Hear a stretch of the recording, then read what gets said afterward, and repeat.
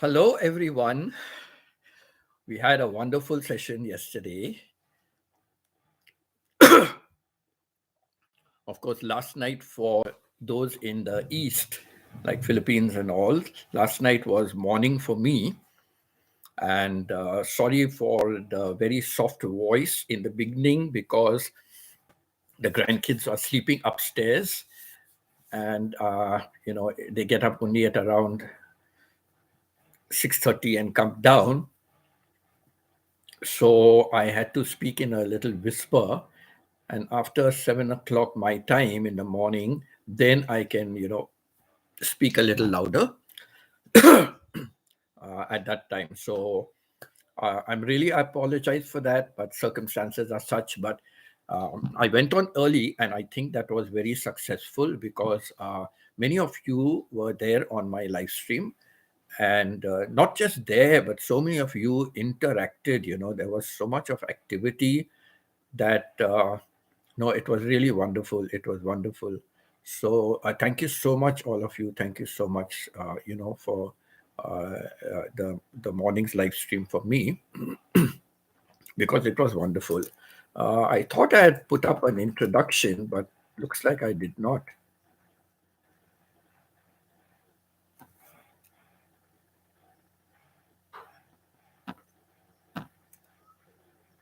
Very funny. How did this come up?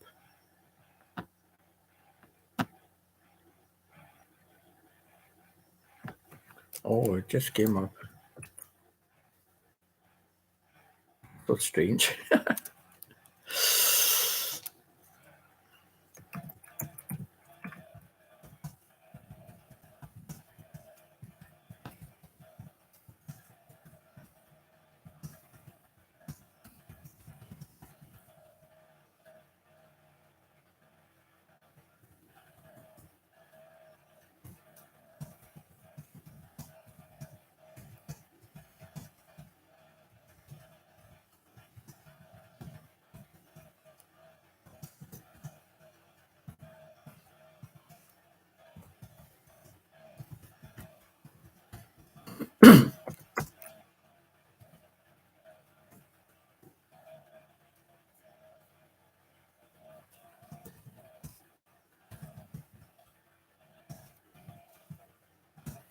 Okay, team. Oh, why does this always come? I always click the wrong one. Wrong one, wrong one, wrong one. Okay. Career pivots and success stories and lessons learned.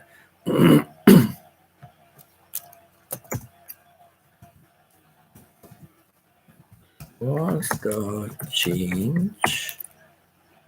Was the change good or bad for you? And what?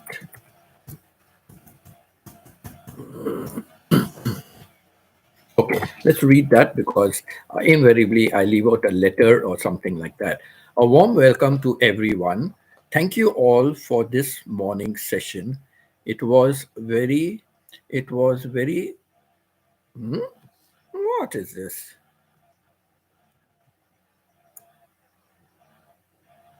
It was very interactive.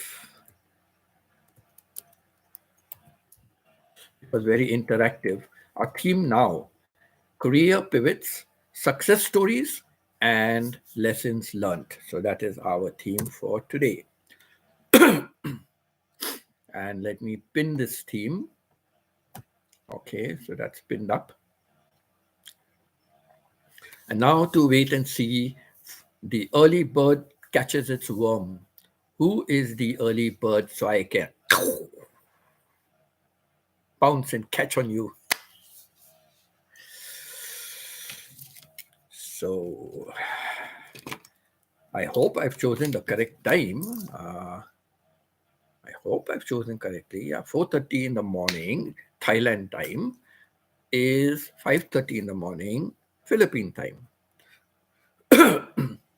So many are up and about. Many have got up at that time. So.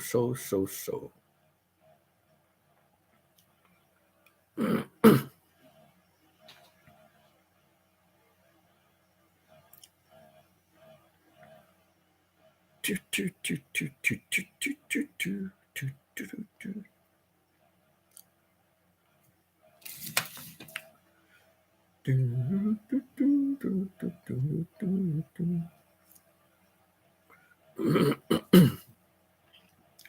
let's see who is around.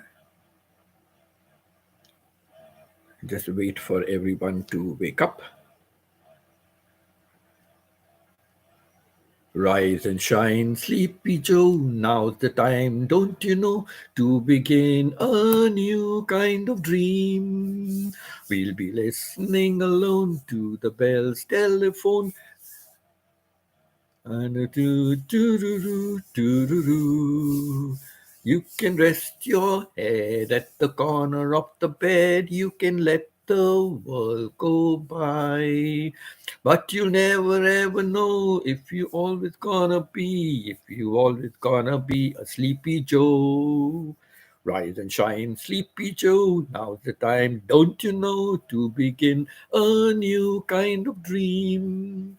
We'll be listening alone to the bells telephone. Doo-doo-doo, doo-doo-doo, doo-doo-doo, dong, dong.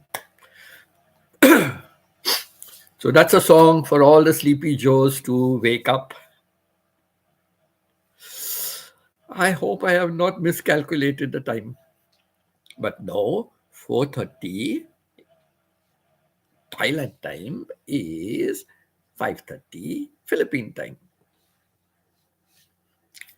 Oh, let's change this to live chat.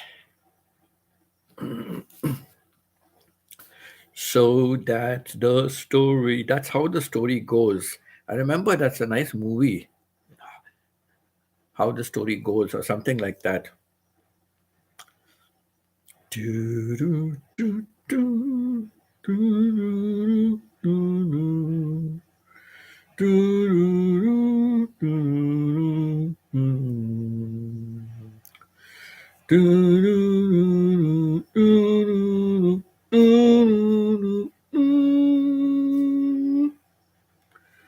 Do, do, do, do, do, do, do, do. Do, do, do, do, do, do, do,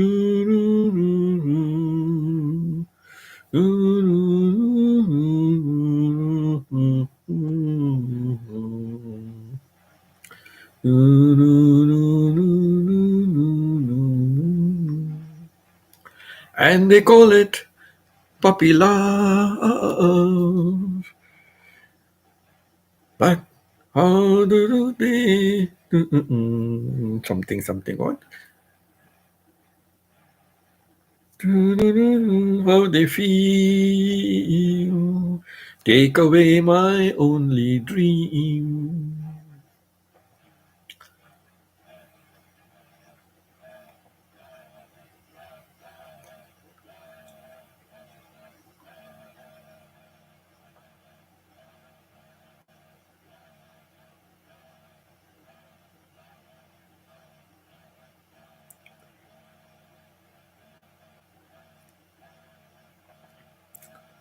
Do, do, do. I hear the sound of distant drums far away, far away. And when they call, then I must go across the sea, and you must stay. So marry me, let's not wait. Let's share all the time we have before it's too late. Tell me now, for now, the time there may be. If you love me, marry me.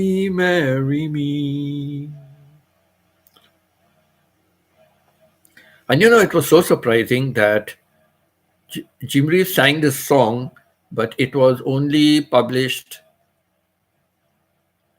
after his death because after this song, he died in an air crash. And it was like his calling.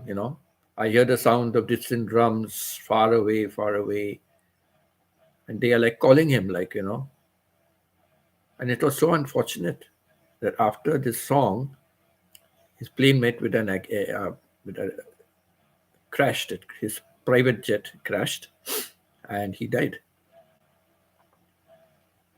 So unfortunate, right? Such a great singer. Unfortunate, untimely death. I think I got my facts correct.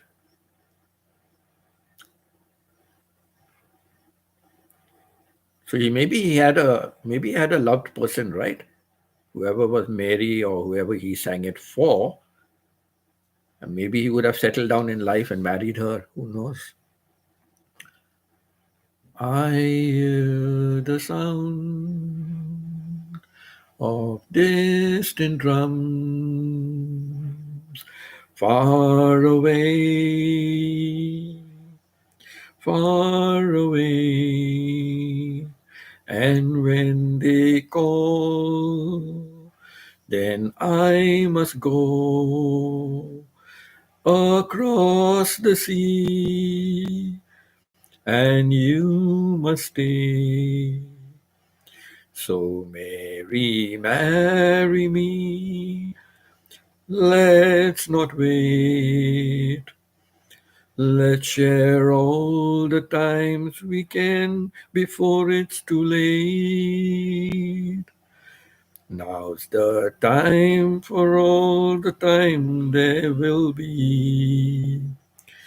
If you love me, Mary, Mary, marry me. Let me let me Google up and see if what I said just now is true. Because as far as I remember, that was the story about Jim Reeves. Let me see. Let me see. Oh, that's another nice song.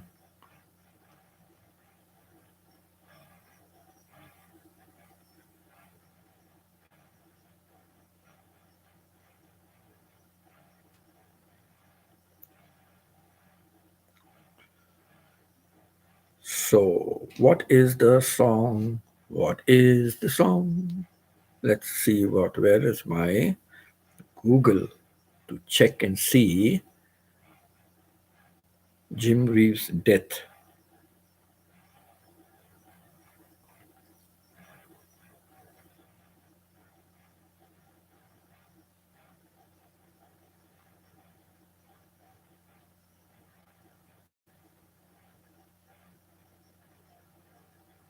Okay, let's see.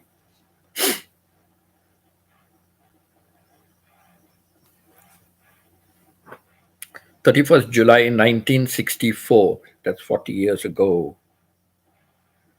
He was born in 23 in Texas, Jim Reeves. 23, and he died in 40. Wow. She. He died in 64.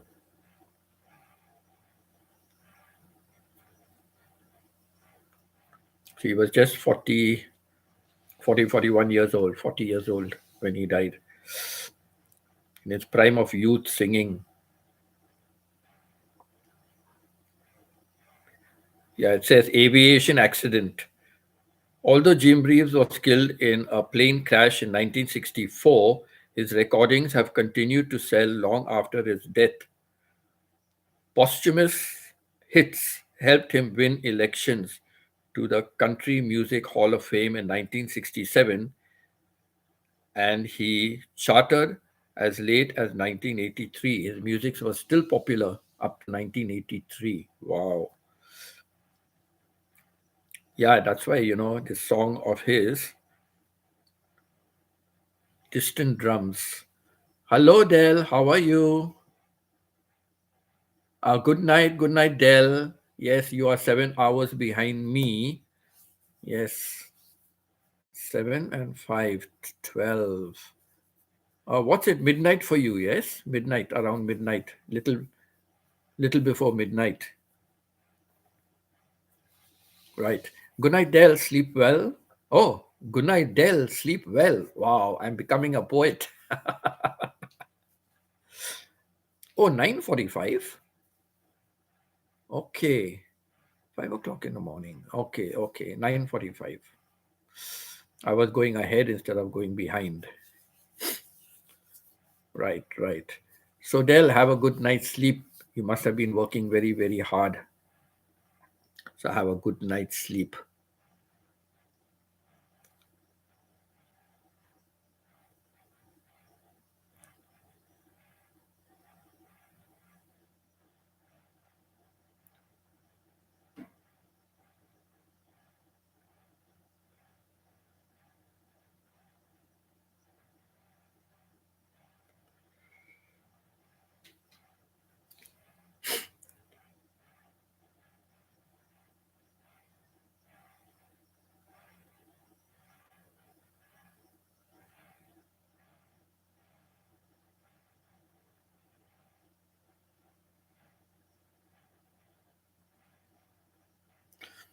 Yes, I was correct in what I said. Distant Drums is a song which provided US singer Jim Reeves with his only UK number one hit, albeit posthumously in the United Kingdom in 1966, some 2 years after his death in a plane crash. The song remained in the UK singles chart for 25 weeks. I told you, Distant Drums was his last song, and he died after that, but it was only released many, many years later. It was released. Yeah.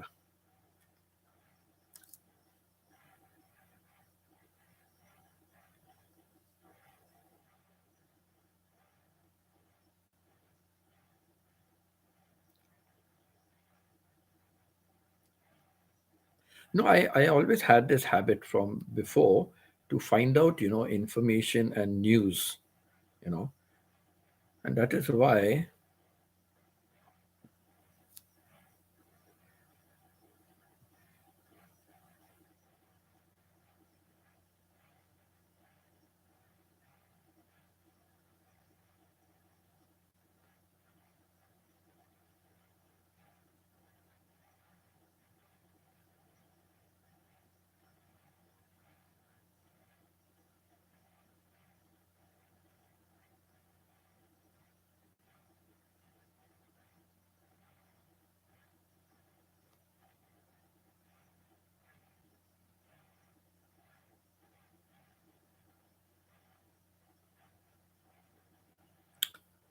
uh, yeah, so just a little bit story. Now, have I miscalculated my time? Did I miscalculate my time about Philippines?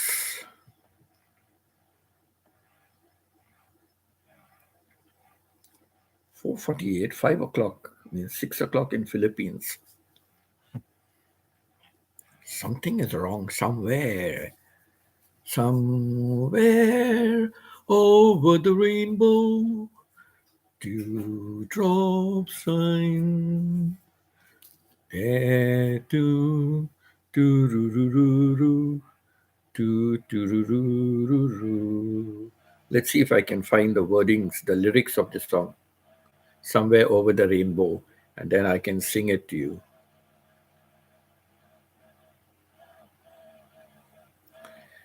Somewhere over the raindrops, way up high, and the dreams that you dreamed of once in a lullaby. Somewhere over the raindrops, bluebirds fly, and the dreams that you dream of, dreams really do come true. Someday I'll wish upon a star, wake up where the clouds are far behind me, where troubled merits like the lemon drops, high above the chimney tops. That's where you'll find me. Oh, I forgot the tune for that part of the song. So what to do? Somewhere over the raindrops, bluebirds fly, and the dreams that you dare to. Oh, why can't I? How did the remaining tune go?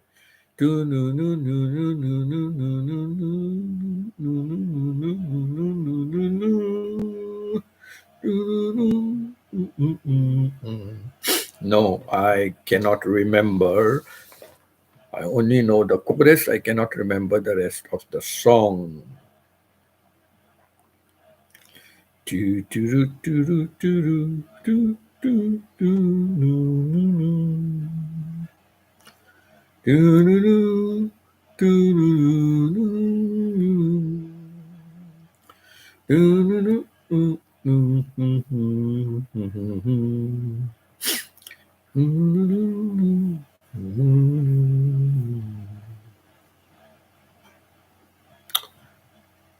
What? What? I'm humming a tune, but I don't recognize. What's the song? Oh, let's talk about this song. How much is the doggy in the window?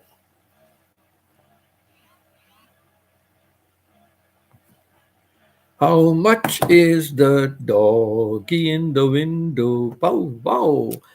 The one with the waggly tail. How much is the doggy in the window? Bow, wow. I do hope the doggy's for sale. Oh, what happened? I clicked on it. What happened? Oh no, it went off. Oh no, that's sad. How much is the doggy in the window? Lyrics. How much is that doggy in the window? The one with the waggly tail. How much is that doggy in the window? I do hope that doggy's for sale. I must take a trip to California and leave my poor sweetheart alone. If he has a dog, he won't be lonesome, and the doggy will have a good home. How much is that doggy in the window? The one with the waggly tail. How much is that doggy in the window? I do hope that doggy is for sale. Hello, Maya. How are you, Pita? I was wondering where are all the Filipinos sleeping? I read in the papers there are robbers with flashlights that shine in the dark.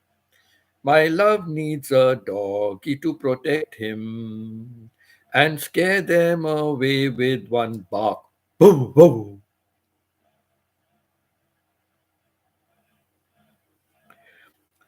I don't want a bunny or a kitty.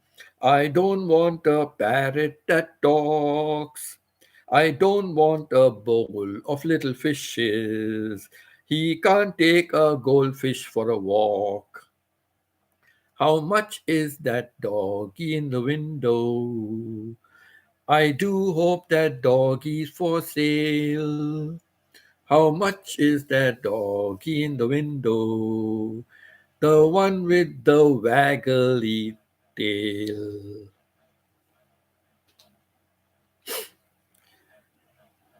Oh, I was singing a song for all the sleeping Filipinos, okay? Uh, for all the sleeping Filipinos, I started to sing a song.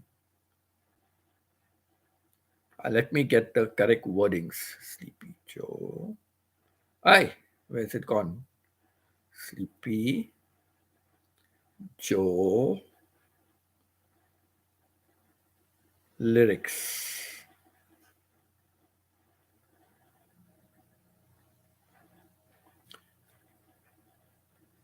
Oh, why is it not coming up? Rise and shine, maybe a different name, a different name.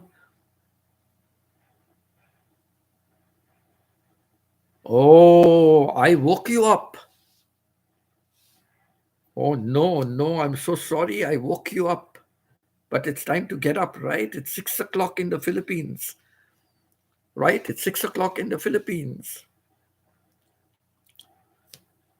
Rise and shine. Let me see. I cannot get the lyrics. Rise and shine. Ah, rise and shine. Rise and shine lyrics. Yes. Let me see if it's the same one. No. Oh, how come I'm not getting it? Okay, let me try something else. Rise and shine. Rise and shine.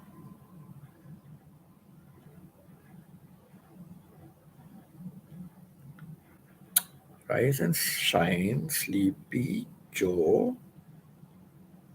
Song. Let me see if this comes.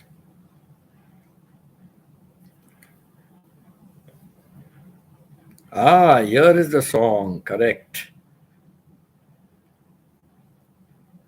Wow.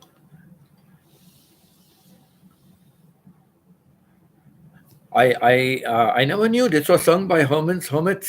I saw a movie about them also. Hermits. Okay. So here's the song for the sleeping Filipinos. Rise and shine, sleepy Joe. Now's the time, don't you know, to get into a new kind of dream. You've been living alone with no bell telephone, and you don't have a shirt that is clean. You can rest your head on the corner of the bed. You can watch the world go by. But you never gonna see what the other people see if you're always gonna be a sleepy Joe. Rise and shine, sleepy Joe. There are places to go, there are windows to clean on the way. You've got You've got nothing to lose but the shine on your shoes. Do the best things you can every day. You can get upset all the way the people get. You can turn your back on the crowd. But you never gonna see what is absolutely real if you always gonna be a sleepy Joe. Rise and shine, sleepy Joe. Now's the time, don't you know, to begin to get into a new kind of dream. You've been living alone with no bell telephone, and you don't have a shirt that is clean. Rise and shine, sleepy Joe. There are places to go, there are windows to clean on the way. You got nothing to lose but the shine on your shoes. Do the best you can do every day. Tung tung. So, Sleepy Joe, Pita, I hope I woke you up. I just decided like this is a good time, nobody is here.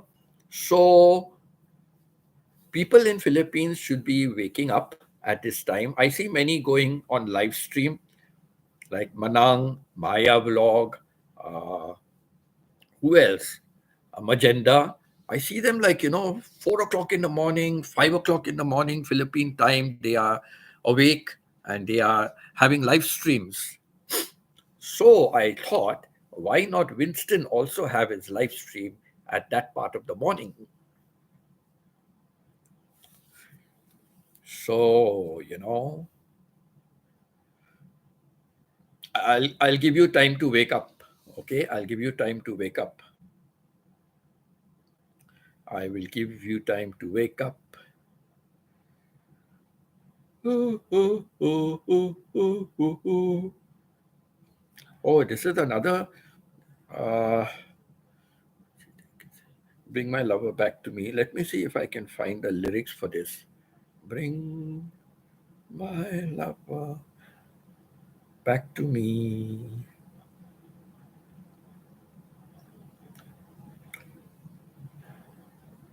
This was, it was in a musical. It was a musical.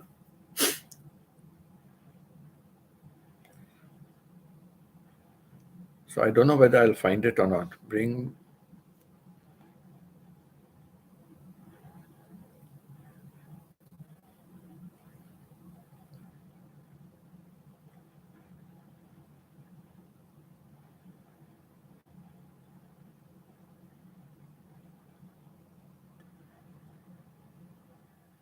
Let me see if I find it.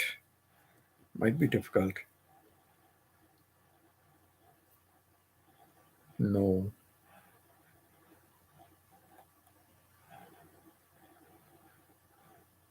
Ah, is this it? No, all I ask of you. No, I don't think it is this. All I ask of you. No, I don't think this is it. Tears of the August Moon. Okay, that was the name of the play. Uh, Main sites. Oh my gosh, the whole family is awake. One by one, one by one, the whole family is getting up.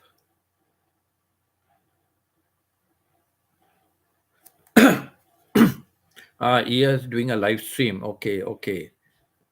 That's what I'm saying. They all get up, for live streams. They all get up. So I said, let me also try and see, do a live stream at this time.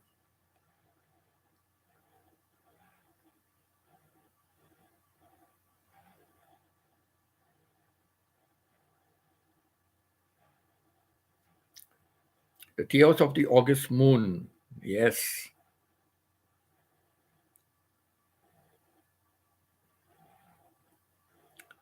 Now, Tears, Tea House of the August Moon. Uh, Songs. Let me see if that comes up. I connect. I connect is with the team. Okay, okay. Hello, Stephen. How are you, Stephen? Nice to see you, Stephen. Nice to see you. I hope you completed your morning's work.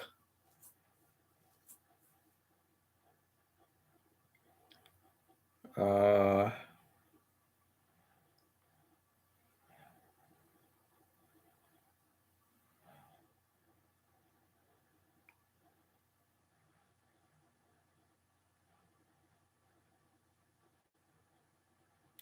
okay, I don't know in which.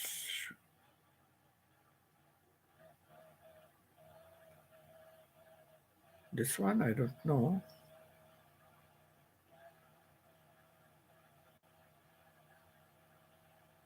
I don't know. So, Stephen, were you able to complete your work?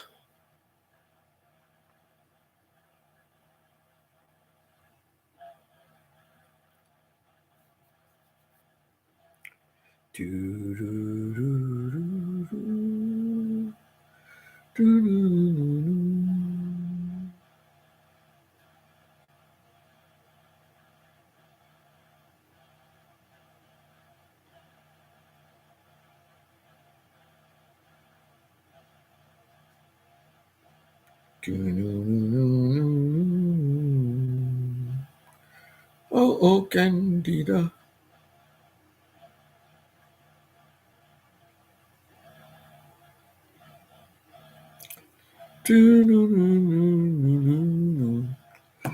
The House of the August Moon.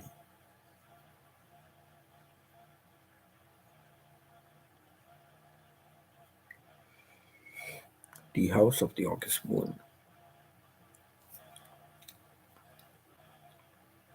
You completed all your work. That's good. Uh, is this a new video you uploaded, Stephen?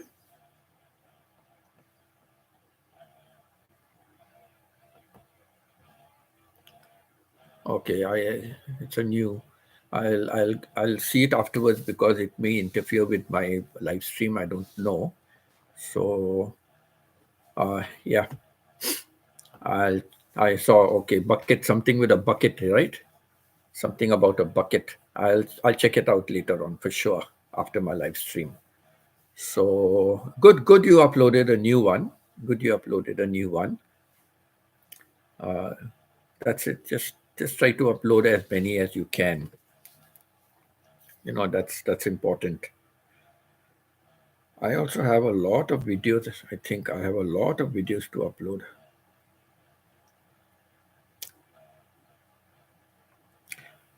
Veronique from France, she sent me some videos. So I have to upload those videos as well.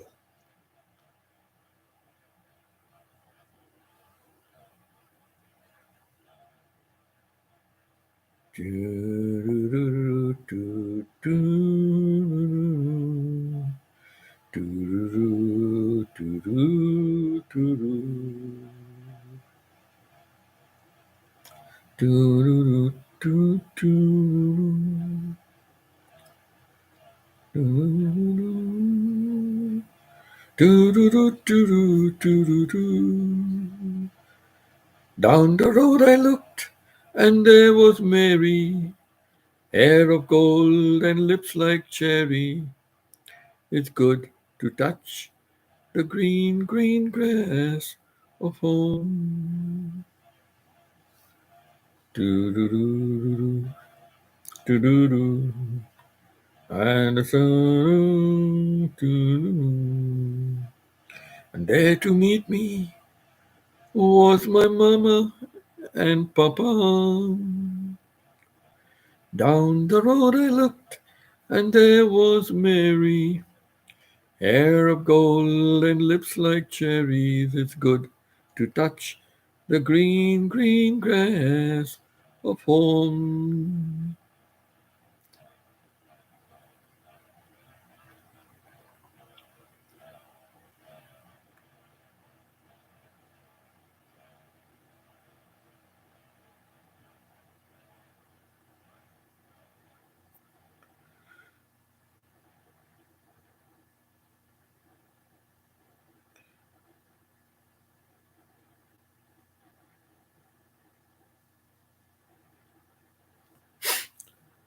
Yes, so good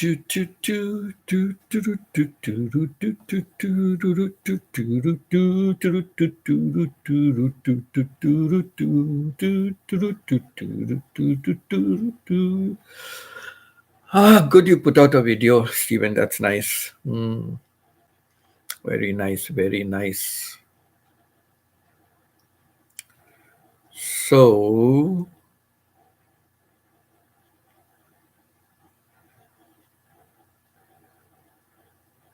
I'm so eager to look at it, but I will look after my live stream. Um, I'm not going anywhere on any other YouTube or anything. So let's see. I hope my watch hours are not affected by that.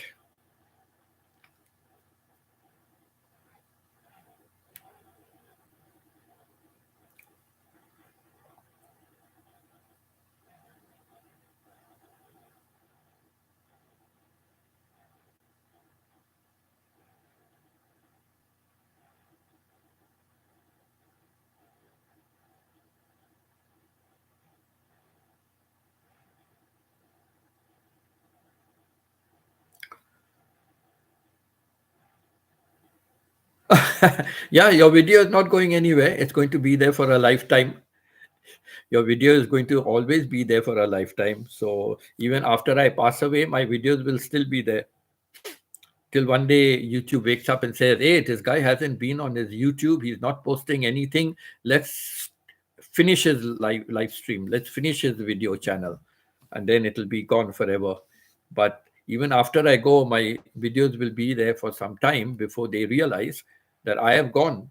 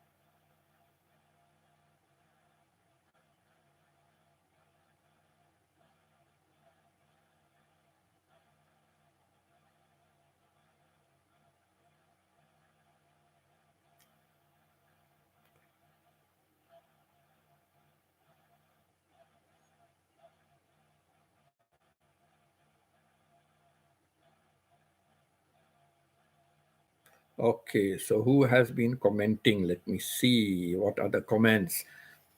Uh, Keep it up.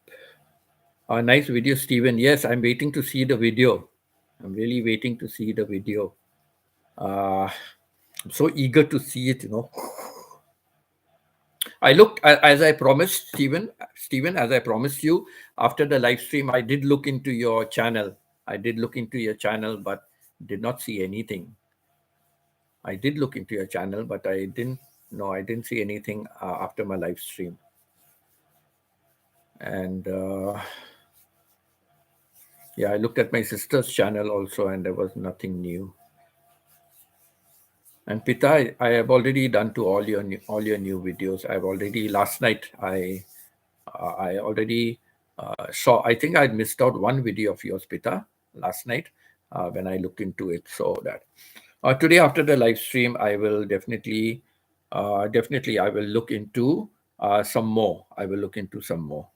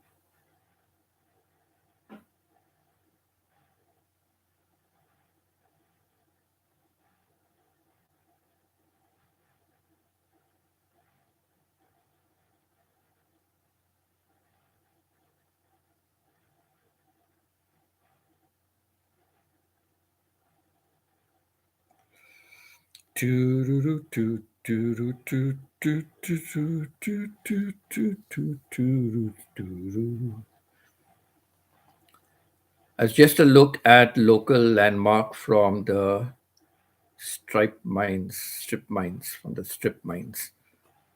Ah, okay.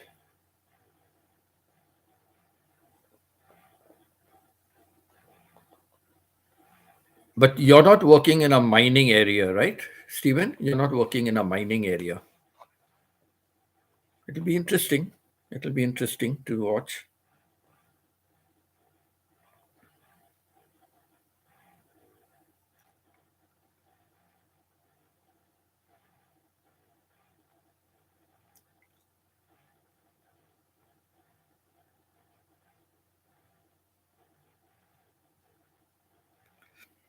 You know, I was a security guard.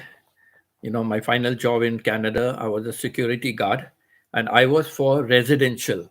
So, come on, talk about my theme today. My theme is about career change. Have you ever made a career change in your life? Have you ever made a career change in your life? Uh, any success stories about it? Any failure stories about it? Anything good about it? Anything bad about it? Uh, so, let's have that is today's theme. Oh, Apo also. Yeah, thank you so much. Yeah, thank you so much. So let's comment on today's theme. Let's see how exciting it can get. I am very excited because I have a lot and lots of stories to share about it. I have lots of stories to share about job or career change. Has it been successful or not successful? So come on, I'm very excited and let me hear your stories. I know, Stephen, you have been working many years in one place, but in your earlier days, like, okay, you can go back to your earlier days, or do you think that this was a good shift that you made into this particular career of yours? So let's talk about today's theme. Today's theme is about career change. Has it ever been successful for you or not successful? Tell us some of your stories, good, bad, and the ugly. So I'm just reading out. I was in my last job in Canada was a security guard, and in the security there is residential and there's commercial. So residential means where people are living. So houses, condos, apartments where people are living. And commercial is anything business, so it might be a factory, or maybe like some company and those kind of things. Uh, so I was a security guard there, but after only a few months, I decided to take an offer in residential as a. Actually, I asked my manager, I would like to work as a supervisor. Though it was few months, I want to work as a few supervisor. But in those few months, I had created a good name for myself. That she said, there are lots of supervisors, and there were nothing in the area where I wanted. So she said, but in the area where you are living, there are lots of supervisors jobs going for commercial. So I said, okay, I don't mind residential or commercial. What's in that? It is little different, but basic thing is almost the same. So she passed on my profile. She passed it on to the commercial manager, and the commercial manager came back to me on two occasions. So the first time she came back with a security job, a supervisor's job. What happened was everything was set, everything was ready to start on a particular date and things like that. And then last minute there was a hitch. What was the hitch? Imagine she is the manager, but she did not go through proper protocol with HR department. She did not go through proper protocol because I am a residential. If I was a commercial, it was okay because then I could make a direct change to any job. But I was a residential.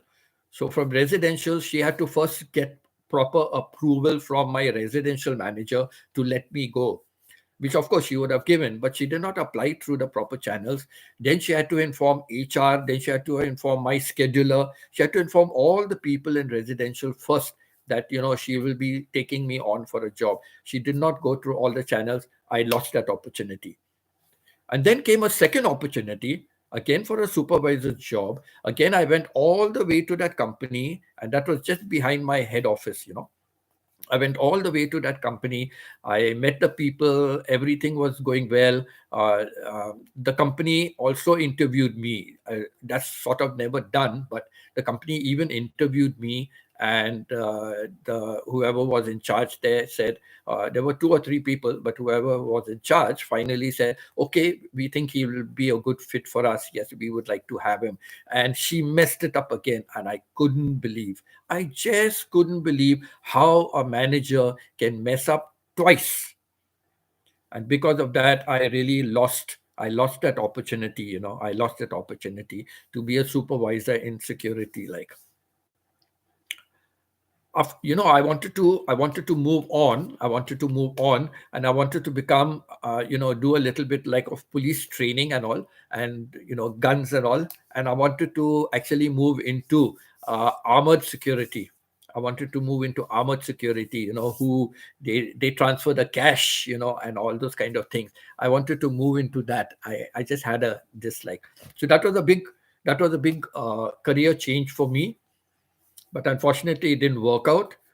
And finally I left from there and I moved off to Thailand. Okay, so Stephen has said something.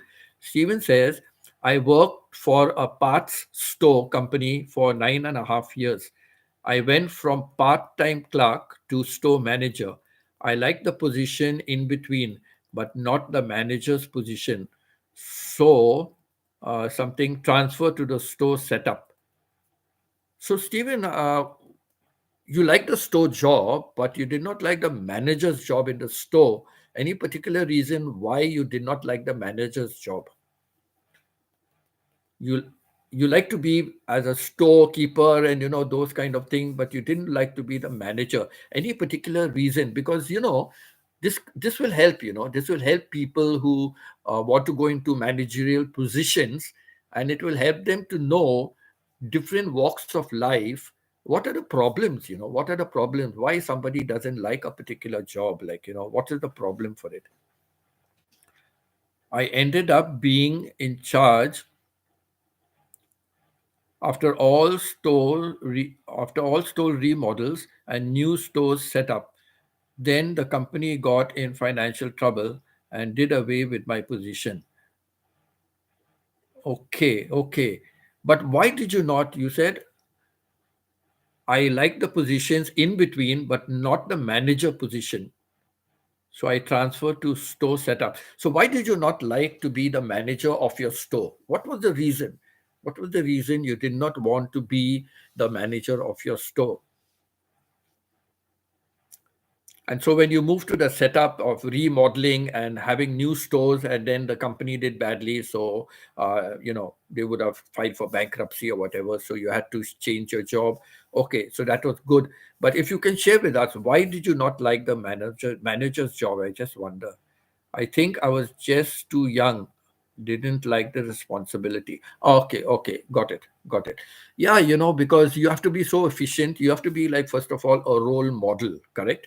Secondly, you have to see to 101 things, and make sometimes you have to make decisions on the spot and all those kind of things.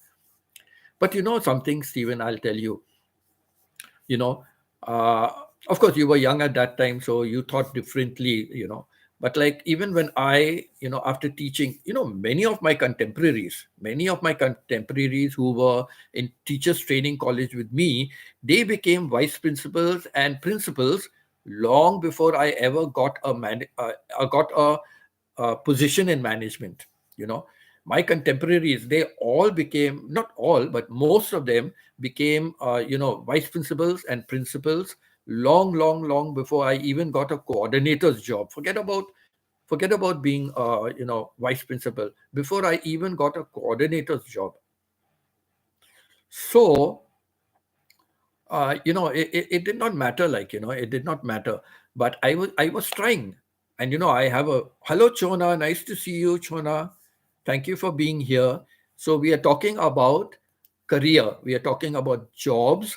And have you ever changed a job, whatever job you are doing? Have you ever changed a job and it was a very good change in life, or it was a bad change in life? So that's what we are talking about. So Stephen has mentioned one thing about, he liked the job, he liked the job as a storekeeper, but when he became a manager, he did not like the job, because he said he was a bit too young. He was a bit too young, so he felt like it was too much of a responsibility. I think I was just too young, didn't like the responsibility. Yes, right.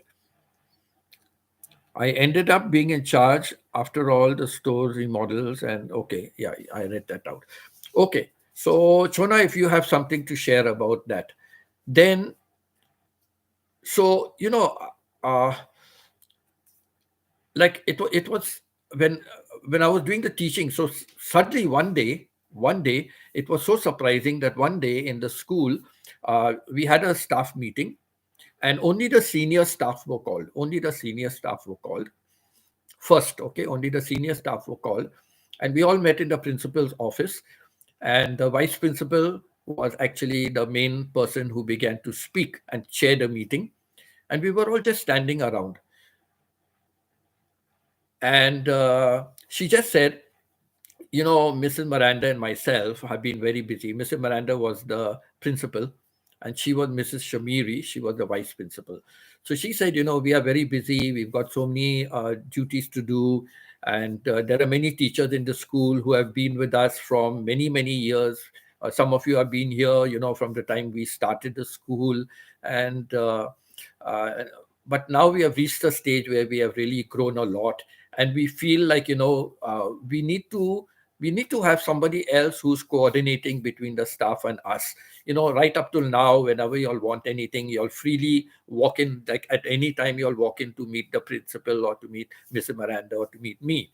But we want to, we are many, many times busy with many things. So we have decided now to appoint a coordinator in the school, and all of you will go through the coordinator, and only the coordinator will come and liaise with us. We don't want all the teachers coming, only the coordinator. Now, very interesting fact over there. There was a senior teacher. She was a Pakistani. Now, she was in the school also quite many years, but there were others who were before her. But she was like in senior school, teaching in senior school as well. And she was like Margaret Thatcher. the Iron Lady. You can call her the Iron Lady. She used to be very nasty with people, and she can cut them down in size. Her English was good, so she could really cut them down in size, and all those kind of things. And she always considered her to be perfect. She was the perfect person in the school. Nobody else is better than her. So they were talking about all this and all, and I could see like she's very happy, and many people looked at her. They looked at her. So it was as though like maybe she's going to be the coordinator of the school. And as they were talking and all, and then in the end, Mrs. Shamiri said, "So let's end the suspense. So the person who we have decided to make the coordinator in the school is Mr. Burton." And there was dead silence, and everyone from looking at the other ones, they all began to look at me, and I was shocked because I did not know about it. Nobody, like, they didn't call me to tell me anything and all that. And so they said, from now onwards, all of you will go through Mr. Burton, and tell him anything you want. No more walking into our offices. Now, to tell you another history about that particular school. In that school, everybody except the office, when I say office people, I mean, like, the servants of the school, right? But I wouldn't like to call them servants, like, but like peons and all these, but the cleaners and all. So not counting them, only counting our teaching staff. Okay, counting only our teaching staff. From the principal to the KG teachers were all ladies. In that particular school, all ladies except for five gents. We were only five male teachers. All the rest were ladies. All the rest were ladies. We were only five male teachers in that school. So we had one, Mr. Gabriel. He was there for sports and all. He was in charge of sports and all. I think I mentioned in a previous live stream, when I first joined that school part time, I was also given to help out with the sports. So that was it. So Mr. Gabriel, he was there. Then we had a Mr. Venkat Raman. He was, what was he? I think he was a social studies teacher or something. Then we had, I forget his name. It was just now. Um, he was the economics teacher. Okay. And then we had Mr. Kumar. Mr. Kumar was the science guy. Okay, Mr. Kumar was the science guy. So four of them, and comes myself. And I was, of course, senior English. But we were only five male teachers. So there was a lot of resentment in the school by some of the teachers, and especially by this Pakistani lady. Lots of resentment. Oh, why should we go through him? He's just come in the school. He's so new. I have been in the school so many years, and you can imagine, blah, blah, blah, blah. But long story short, and I was popular in the school. I was loved by everyone in the school, but this created a little bit of a rift, like, in fact, in that school, when when I used to walk into the staff room, break time, as I walk into the staff room, for some reason, they never or ever call me by my first name. They never call me Mr. The teachers never call me Mr. They just call me by my family name. And I used to be surprised. No one calls you by your family name, but for some reason, they only used to say Burton. They only call me by my family name. So when I used to walk into the staff room, they used to say, "Okay, Burton, come on, tell us now, what is there for today? What is there for today?" And what did that mean?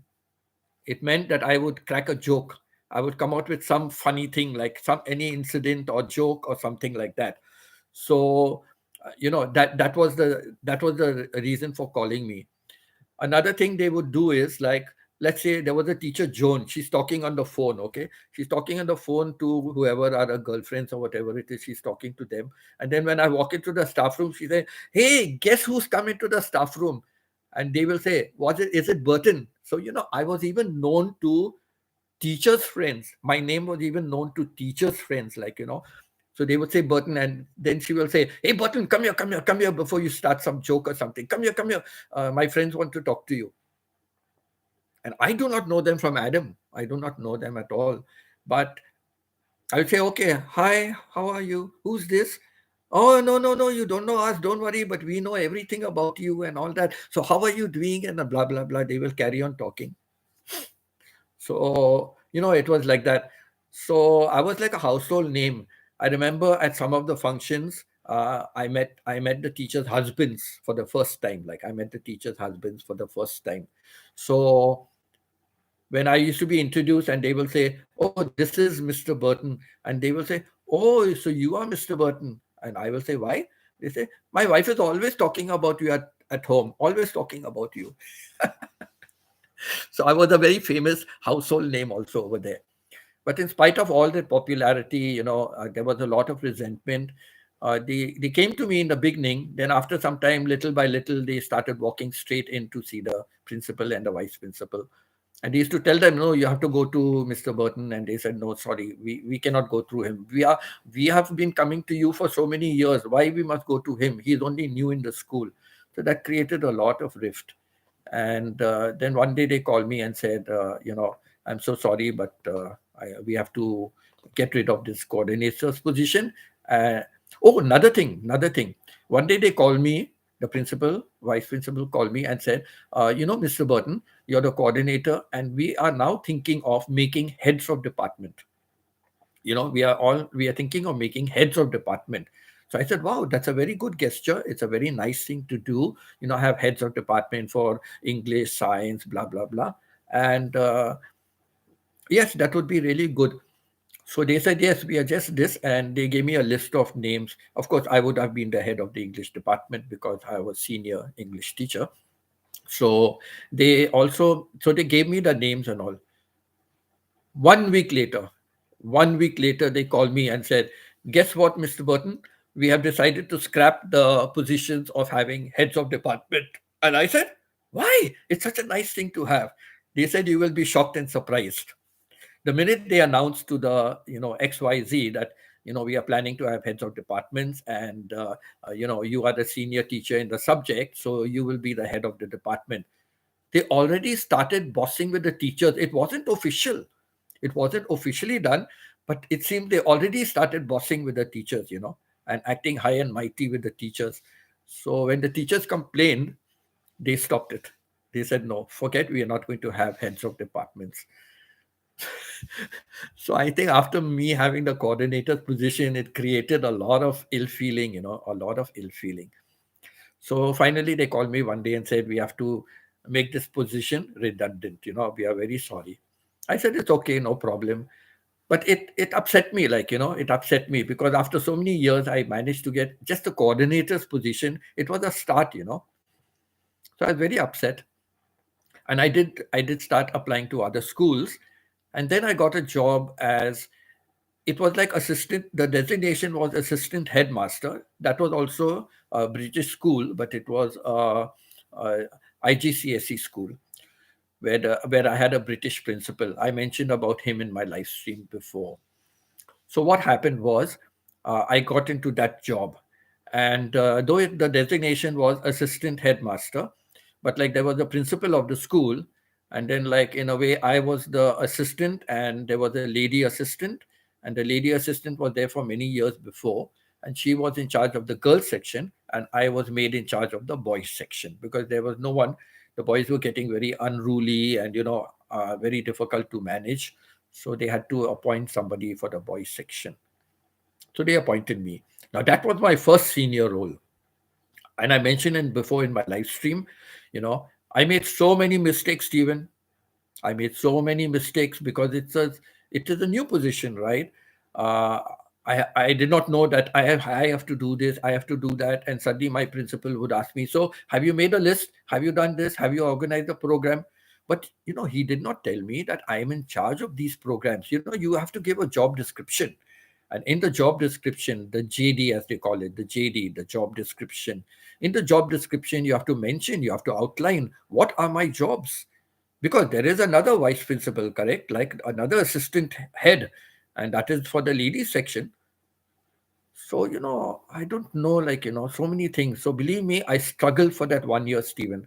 That's why I'm mentioning what you said, you are young, but I was not so young. But even then it was a new role for me, to be like a vice principal, like an assistant principal. It was a big role for me, and I goofed up. I goofed up on many, many times. I'm not ashamed to say that. I'm goofed up on many, many times. Sometimes I goofed up on big things like, like IGCSE, and IGCSE was a new syllabus to me, right? So IGCSE, they introduce what they call something point system, some point system in grade 8 an examination. And I had not yet informed anybody. I had not made a timetable for that. I had not set up any instructions for that, nothing. And then one day the principal called me and said, "So what have you done for this something point system? I forget now. So what have you done?" And I said, "Nothing." And he said, "Winston, you're in charge." I said, "Since when?" I just said like that, "Since when?" And he started laughing. He said, "Come on, come on." I said, "How many things you're telling me to do? And it's not in my job description. I was not given any job description. If you at least give me a heads up and say, Winston, these are things that you have to do. Yes, okay, I will do it." But long story short, after 1 year, I left the job. I left the job. I left the job because the owner of the school was always getting behind my back, the owner of the school. And I mentioned this in a previous live stream. I was the only Muslim in the administration. Even the British principal became a Muslim because he married a Yemeni. I had mentioned in my previous live stream. So, he also was a Muslim. So everybody were Muslims, and the principal had an office in the middle. The owner of the school was one side and his wife was the other side. And then in the office also the people were Muslims. So in the management, like the accountant also was a Muslim. So I was the only non-Muslim. And though I did everything according to what the Muslims, according to Muslims and all, I did everything, but I was very uncomfortable. And the owner of the school was always finding some fault or the other with me, some fault or the other. And even the supervisor like myself, who was in charge of the girls section, she came down heavily on me, very, very heavily. Any little thing she would complain. She was very friendly with the owner's wife, so she'll go to the office or phone her and she will complain to her about me. And then she would tell the husband, and then the husband would tell the principal, and then the principal will call me next morning and say, "Did you say this? Did you say that?" Like one day, I had to give invigilation duties to teachers teachers are absent. So I had to, give invigilation duties to the other teachers. And some teachers have only one free period. Now, see, I have been a teacher. I know what it is like. You come prepared for your lesson. I have only one free period in that day. And then I am given a supervision to do. I get upset, right? I have all the classes. I have only one period off. And then that period also, I'm given a supervision. And during supervision, you have to set the work for the students, whatever the teacher was supposed to do, set that work. And, you are not supposed to sit and correct the papers and all. You're not supposed to do all those things. So I know how it was. And they used to feel very upset. But I just don't have another teacher. I just don't have another teacher. I had to do it on a roster basis. So it was very sad. It was very sad. But Stephen, that was it. I still I still plodded along. I would have still carried on working there. And believe me or not, Stephen, I can read out the letter that the principal gave me. I can read out the letter that our principal gave me. What a beautiful letter he gave. And he said, even though I had a lot of hiccups, I still managed my work so well. He said, he wrote like that, huh? He said, I would surely recommend Mr. Burton for any senior management position. But when he gave it to me, he said, Winston, I want you to only be very careful about one thing. Be careful where you are sending my recommendation to. Just be careful where you are sending my recommendation, because the owner had a few other schools. The owner had a few other schools. So I know what the principal meant. Like if I send a recommendation, or if I send my principal's recommendation to one of those schools, the owners will be very angry, very annoyed with the principal, right? So, though Even many times when he, used to call me and reprimand me for something, he said, Winston, I'm just so sorry. I cannot help it because I have to finally report back to the owner. What did I do in the situation? So, like one day, I turned on and told the other assistant principal on the ladies section. I said, Mrs. Nikat, I said, it's so sad. Sometimes I'm giving a teacher has only one period off and I'm giving that teacher invigilation. And I know when I was a teacher how I felt about something like that. And I feel so sad for them. And I just mentioned one line. I said, thank God I'm not a teacher. Of course, I was teaching grade 9, 10, and 11 English. I was teaching them. But I said, like, thank God I'm not only a teacher, I'm also administration. Next morning, my principal called me. First thing, he knows I always come early, so he told the office boy, he said, just go tell Mr. Burton I want to see him before school starts. So I went to see him. He told me, sit down. And he said, Winston, did you say anything out of the way yesterday? And I am thinking, out of the way. Now, what is the meaning of out of the way? What could be out of the way for me to have said? So I'm just trying to think and all. I said, no, Mr. Keenan, I cannot think of anything. I said, out of the way. He said, did you say anything about, oh, thank God I'm not only a teacher?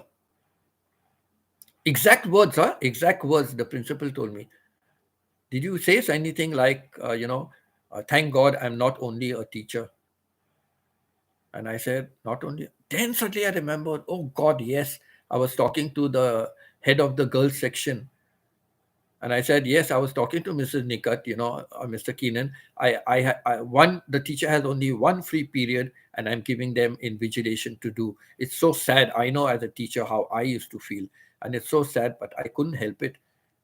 And he said, oh, he said, Mr. Burton, he said, when we are in management position, we never take up for the teachers. We never take up for any of the teachers when we are in management position. We have to stick together as a management. And I was shocked. And I remember I even turned around and told him, I said, Mr. Keenan, without the teachers in the school, where is the management? Without the teachers in the school, where is the management? I don't know why people in position forget where they have come up from. People forget where they have come up from. Nobody becomes a principal of a school directly. Nobody becomes a principal. They have all been teachers before, they have got supervisors posts, and then they come into management level. Nobody gets directly into a principal's chair. No. So how do they forget when they were teachers and when people oppressed them and came hard on them? How did they feel at that time? How do they forget that? I couldn't understand. After that incident, I said, no, I have to leave the school. And then I began to think of the chain reactions. And I told my principal, Mr. Keenan, I said, Mr. Keenan, can you believe it? I told Mrs. Nikat. Mrs. Nikat must have told the lady owner. The lady owner would have told the man owner. And now he called you last night because Mr. Keenan said, yes, he called me late in the night and said, you have to call Mr. Burton and you have to address this issue with him. We are management. We don't worry about the teachers. And to me, no. To me, that's a big no, no, no, no situation. I will never forget my roots as a teacher, and I will never behave disgracefully or, offhanded with any teachers in the school. I will never do that. So that finally was the breaking straw for me, that I said, no, I cannot work in a school environment like this. I cannot. Because just to keep your job, you have to please the owner of the school. No, I have my own principles. I have my own principles. So because of that, I gave up my job. So it was a good thing I got a job, a good career change, right? A good career change. But did it turn out successful for me? No, it did not turn out successful. But it gave me a lot of learning experience. No, my team also learning experience. Yes, I learned a lot. So much so when I went as the vice principal for the American school, I was so well organized. I was so well organized. I was able to look into the future. I was able to see what things have to be done. And I was very able to manage my whole team. Like I used to have a meeting with the supervisors of the different sections. Then I had meetings with the head of departments of different sections. And then I used to have also individual meeting with some of the teachers who needed counseling, so I have to have a separate meeting with them as well. And believe me, when I went into that school, even some even some local Arabic teachers who were in the previous school, they came and joined my school. And I asked them only one question. I said, "Why did you leave from there?" And they said, "We left only because of one reason. You are here." They said, "We left only because of one reason. You are here." And I said, "Me, why?" They said, "Because you always listen to us. You always listened to us. You gave us good advice. You always helped us. And we like management like that. We like somebody like that. We don't want people to always listen and do what we are saying, but at least listen to us, hear our side of the story." And so even the locals, the local Arabic teachers also came. I remember this Arabic teacher telling me this, and they came and they said, "It is only because of you." So that has been my attitude. And for the 8 years, 8 years that I worked there as vice principal, I was always caring, because for me, no teachers mean no school. If we don't have good teachers, we do not motivate the teachers, it's bad. Okay, Stephen has written something. The company I work for now had asked me before to be a supervisor over both shops in our plant.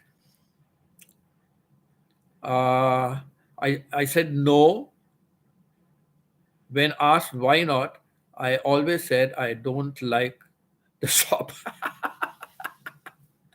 Yes, that's because of your previous experience. So you don't like the shop. Yes. I guess, I don't know, your line of work is different, right? Your line of work is different from my line of work. So I wouldn't know, like, what about a shop is not good or good, or, I wouldn't know about that. But I'll tell you another story later on, Stephen, about a shop. I'll tell you one of my earlier jobs when I finished school. Okay. I'll tell you about that. So let me finish this. So, when I joined here, the teacher said like this, that because you listen to people. And for me, that is such an important thing. I will never look down on my subordinates. Now, once there was an incident when the principal, the principal called me, and what happened here? Oh, 1 second, charging.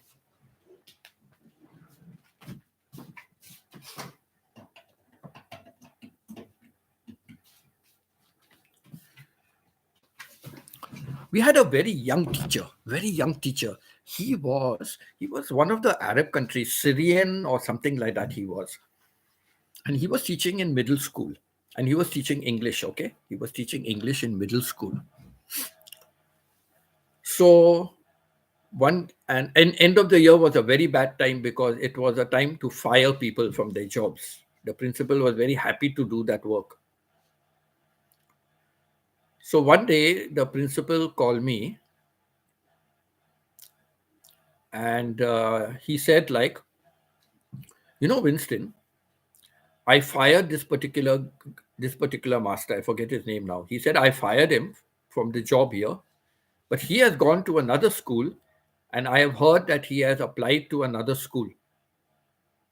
And I'm going to call the principal of that school and tell the principal not to take him.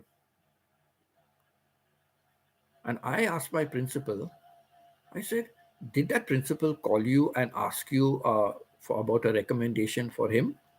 And he said, "No, he didn't call me." "Then why are you going to call that principal to tell him not to take this teacher? You fired the teacher, you kicked him out of a job. So finish. That's the end of story. If the other principal called you and asked you, for a recommendation of him, then you can tell him whatever you want. But you just want to pick up a phone and call that principal and tell him, that is a very wrong thing to do." So I said, "Mr. Ottman, please don't do that. It will look very bad on your part." Stephen says, "If it was only for one shop, I would consider it. they finally came to me and asked if I would do it for just one shop, and I said yes. So I am the first person to have my position and had vague instructions. Okay, so finally that's what you got. So that was good. That was good. Okay, so you just don't want the responsibility of many shops, having many people under you, I guess, like, or whatever is the situation. There are now four of us, and duties keep getting more involved. Yes. So so you prefer to just manage a small group of people rather than a large group of people. So yeah, it depends, I guess, it depends on each one. Now, for example, like when I got my vice principal's position in this American school, you can imagine how many students we had. Like over 2,000, 3,000 students we had. Okay. Then we had so many teachers, we had so many heads of departments, we had so many supervisors, you know so I was managing, plus the office staff, I managed everybody.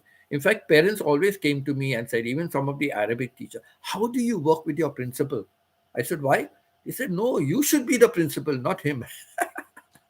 Because I was practically running the whole school. I was practically doing everything to run the school.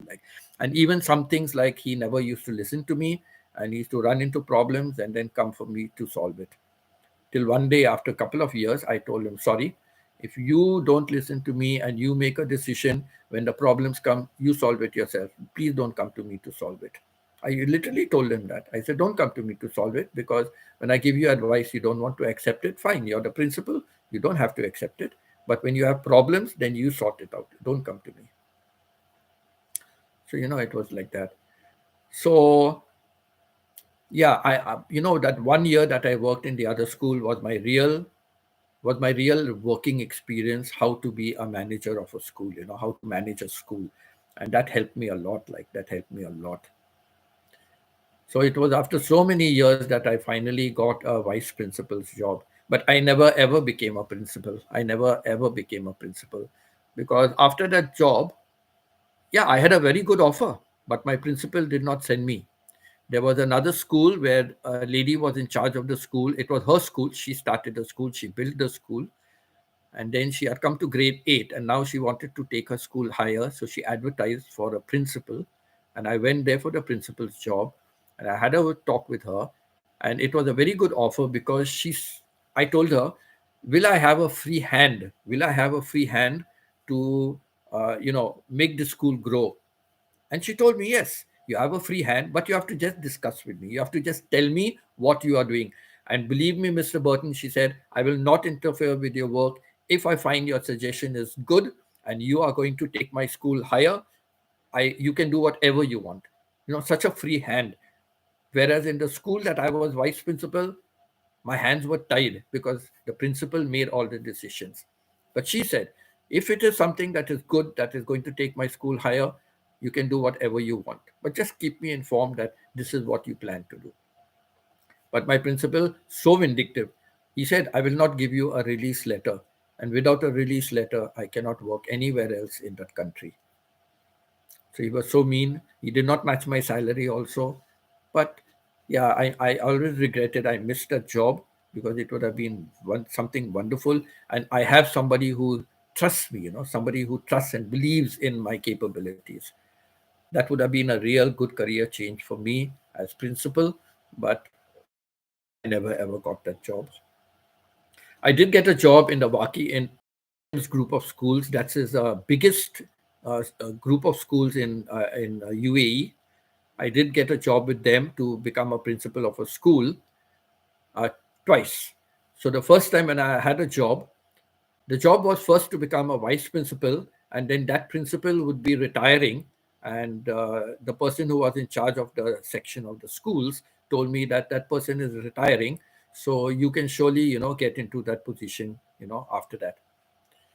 But when we had the interview, we had an interview with Mr. Sunny Waki. Sunny Waki was the chairman of the school, and his mother had started this organization. It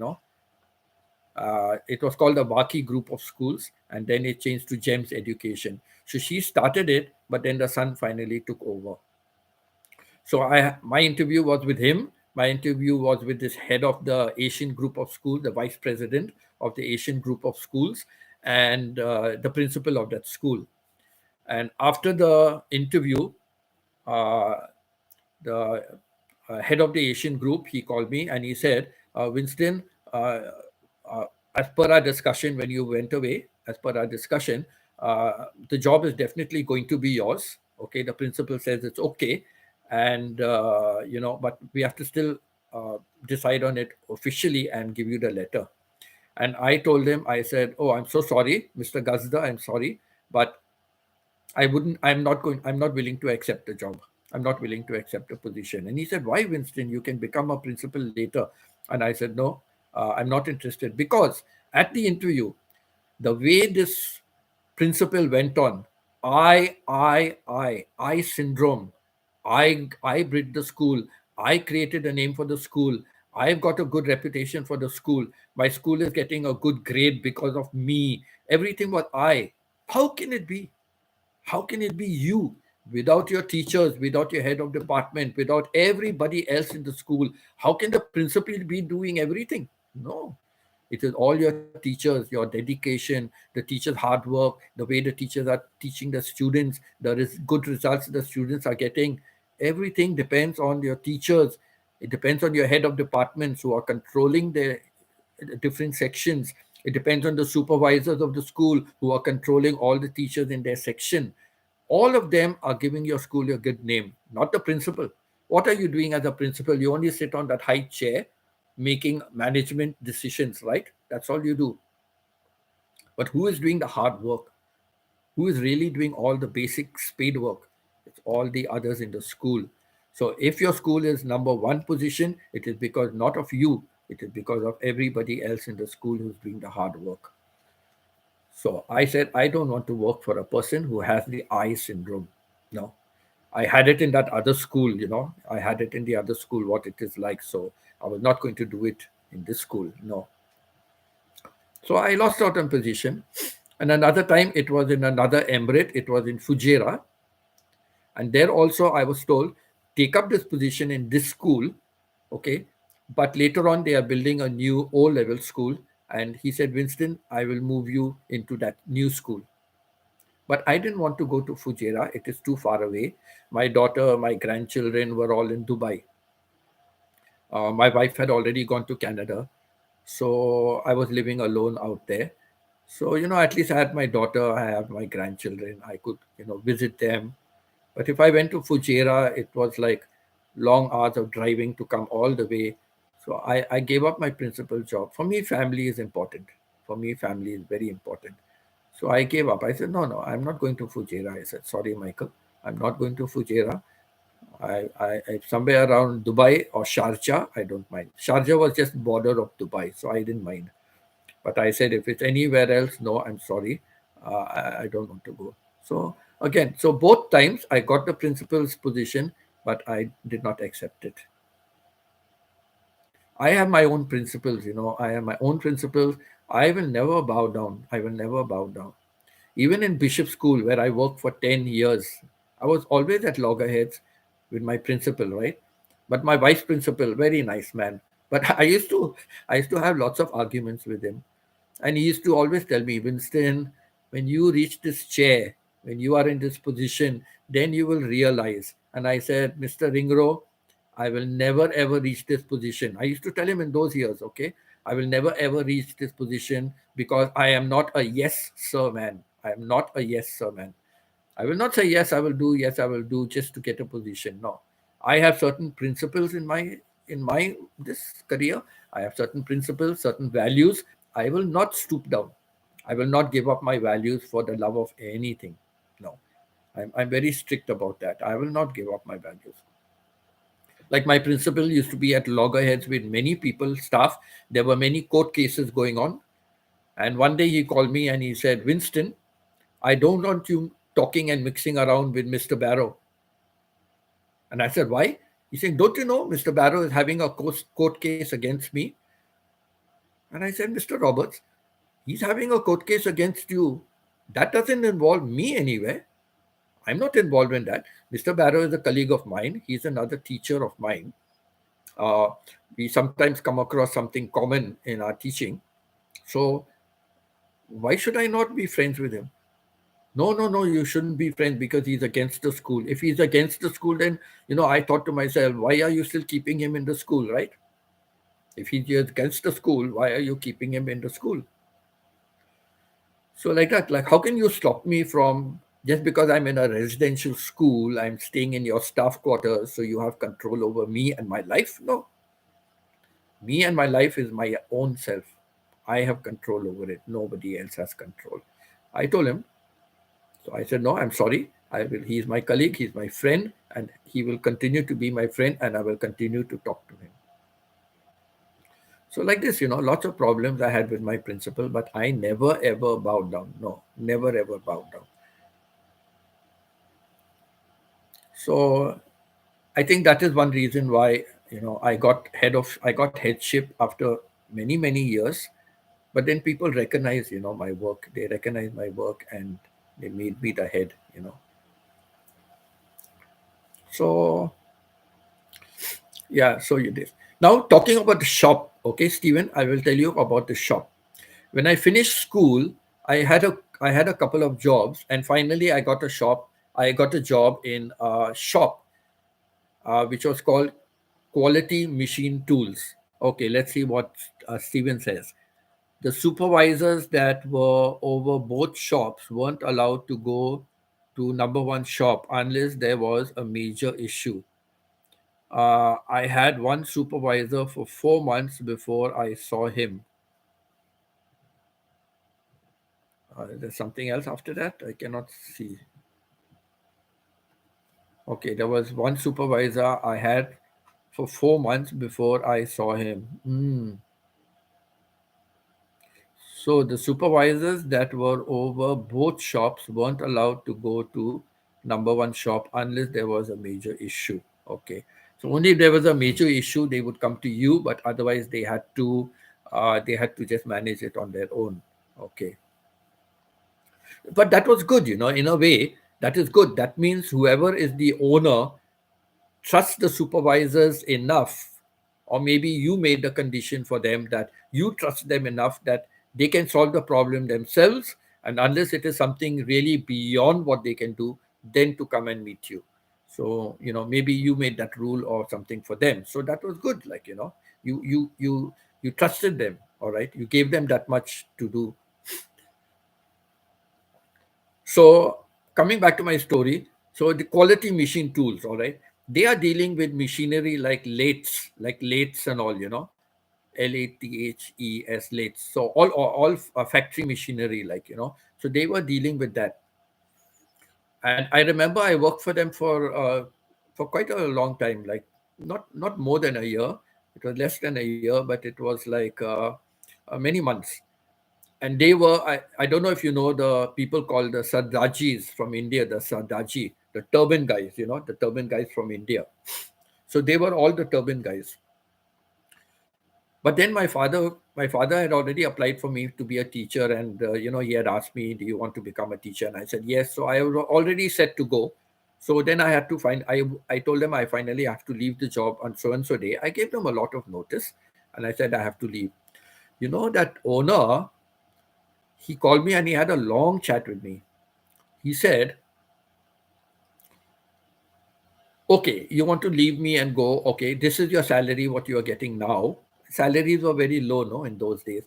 So he said, how much salary will you get as a teacher? So I told him, like, I'll get about that much. Okay, that is low also still. Okay, you are going there for 2 years, you're going to study. After 2 years, when you come, you're going to be paid another low salary. He said, in another 2 years, with the increments that I will give you can also get even more than that salary. You can get even more than that salary. So like this, he spoke about so many things, like giving me so many incentives. He was giving me so many incentives and assurance that if I work with him, if I continue working with him, it would be so much better. Like I would have better prospects, later on in life, better prospects. So, but I told him, no, I think I quite like teaching. I quite like teaching. I said, I love kids and all that. So I think I will be very good, as a teacher. And see, now that was a big career change for me, right? My first big career change from doing office jobs to change my career, do my teacher's training, and then, start off as a teacher. And I told him, no, I think I will enjoy that work. He's saying, that means you don't like my work? You don't like none of us? No, no, I said, not, not like that. I said, no, I love all of you. You are also kind. You are also nice. I said, I like the job, but I think, my heart is in teaching. I said, I think my heart is in teaching. He said, okay, go. And when you start teaching, he's saying, if ever you feel that, you are not happy, you are always welcome to come back over here, he said. So I said, okay, thank you so much and all. Now, we had the quality machine tools. There was an office in Pune. They had a branch in Pune also. So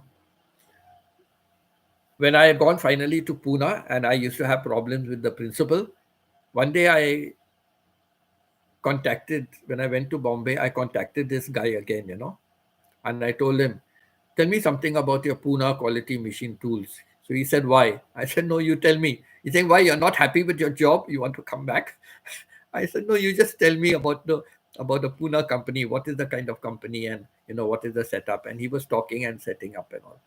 But then it was in a place which was very, very far from where I was. Very, very far. I would have to waste a lot of time traveling there and traveling back again. The place called Pimpri, very far. So then in the end, I told him, no, I'm having a lot of problems with my principal, I said, but you are very far from where I'm staying, I said. So and I didn't like that area. I didn't like to stay in that particular area. To not really a good area. I was in the cantonment area, where I was in Pune. I was in the cantonment area, so it was a nice city life. It was a good place. Like, I didn't want to go so far away to stay. Kids and all have a school. I had good, the good English medium schools over here close to me. If I went to that place, there were no proper English medium schools there. Not proper school. The teachers were not good, so I didn't want to go to that area. Then I told him no, because I'm having a lot of problems with my principal. Yes, yes, he's saying, come on, you want to go? I said, I've settled down in Pune. He's saying, come on, you can go. I'll offer you a job over there. So sweet. After so many years, like 2 years teaching, I finished. Then I worked for 3.5 years. 3.5 years I worked in that school. Then I went to Muscat, Oman for 1 year. I was there for 1 year. Then I came back. Then I worked in another school for another few months. I worked in another school. And then came another big career change. I'll tell you about another career change. So after working for 3.5 years, going abroad to Oman, Muscat, and teaching there for another year, I came back and then I got a job in a school. But that was like I was in charge of the library and teaching grade 4 math. But somehow or the other, I was not comfortable in that school. And during the December vacation, my mother used to send me there was a place opposite where we were staying. I went there to practice my typing. And she had spoken to that lady about a change of job for me. So that lady got me a job. Now, I don't know if you have ever heard of this, but this is a very big company in India and they are a very big travel company. It's called SITA, SITA, SITA. Very big travel company in Bombay, and they really were big names, okay? Big names in those days also. Big names, they were travel company. So SITA Travels Corporation. So I got a job over there. Come. Hi, come in. No one's home? Huh? You're robbers? Oh my God! I'm under attack. 3 robbers? Are there 3 robbers? Oh no! Oh no! But these are good robbers, I think. They have come. They have come to rob my heart. Yes, the 3 robbers have come to rob my heart. My grandkids have come in. So, hello. So Sita travels. So I went there. Now, what kind of a job was that? What we had to do what we had to do, we had to, like, they would arrange transport for us, a car or something, and we would be going to the airport, and we would be picking up, our clients who come to the airport. We would be picking them up, and then we would bring them to the, hotel where they are supposed to stay, or wherever it is. So that was like our job. So transfer agents, we were like the transfer agents. Then sometimes if there was no car available for some reason or the other, the car would come directly to the airport to take them. So we had to travel to the airport on our own. So at that time we could take a train, or we could take a taxi, to go to the airport, and then the car would meet us at the airport, and then we would pick up the client and bring them to the, the hotels or whatever it was. So first time, like when I went by the train, train, and when we came back again, we had to put in a voucher. So I was under training with somebody, so we had to fill up a voucher. Now, when we traveled by train, there was first class and third class, right? First class and third class. So we traveled by third class. And then when we went from the station to the airport, we went by a three wheeler. So they call it the rickshaws. So we went by the three-wheeler rickshaws. Okay, Steven says something here. When I had an issue, I would call him and he would tell me I had it under control and didn't come up. He had confidence in you, Steven. He had confidence in you. That's very important. If you have confidence with somebody and you're able to let that person handle the situation, that is very important. So what happened was, when I had this change of job, so uh, yes, so I said we went by train and we traveled third class, and we traveled by the rickshaw, which is very much cheaper, But when we had to put in our voucher, we had to put that we travel by train first class. We travel first class by train, and there was a big difference in the fare between the third class and the first class, right? And same thing with, uh, instead of going by taxi from the station to the airport, instead of going by taxi, we took the three wheeler, like, is about one third or quarter of the fare of a taxi, but we would charge the taxi fare. And I said, but why? He said, because we are given the privilege that we can travel by taxi and we can travel by train first class, so we are given allowance for that. So what we do is, we want to make some money, right? So instead of traveling by first class train, we'll travel by third class. And instead of traveling by taxi, we travel by rickshaw. So the difference in the fare, it's saving for us, right? So I said, no, no, no, I cannot do this. Is dishonest. I cannot do it like that. And then they said, now we are always doing it for so many years. Now, if you come and you change the system and you say, no, I go by third class and I go by rickshaw, and that is why I will charge this much, that means we have been telling lies all this time. And don't worry, the management knows that we are making this money, but it is okay because this is what we are given. We are given to go by rickshaw, we are given to go by taxi, we are given to go by first class train, but we are choosing not to do it. So the company is paying us for that. So it is left up to us, right? We can make some money, so why not? It took me a lot of convincing, and then I said, yes, correct. I have to do what y'all are doing. I cannot do something different, right? I have to do what y'all are doing. And so, I started. Now, believe me, I loved the job, and I know there was a lot of growth. There was a lot of growth in joining that travel agency. There would have been a lot of growth in the future. But unfortunately, I was staying on the Central Railway, and the airport and all the other things were on the Western Railway. And there were many times when they cannot send a car to me, and then I'm going from one side to the other side. It's a distance. So finally what happened was, they told me, you either come and stay on the Western Railway, or I'm sorry, like, you cannot continue working with us, because you know it's very difficult for you. I would have to leave hours earlier just to change trains and go there, and most of the flights are late in the night, so it was very difficult for me to go there. So they were considerate of that. Hello, Ia. How are you? Still here? Very good, Ia. Thank you for still being here. Okay, I think I'll go upstairs because there's a lot of there's a lot of bickering going on with the kids. Can't help it. 1 minute.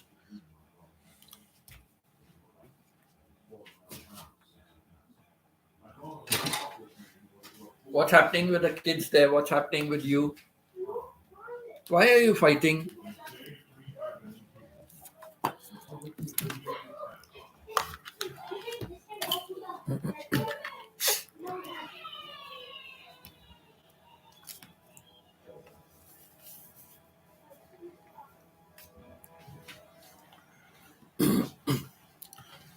I'm sorry, I just have to go upstairs again. Okay.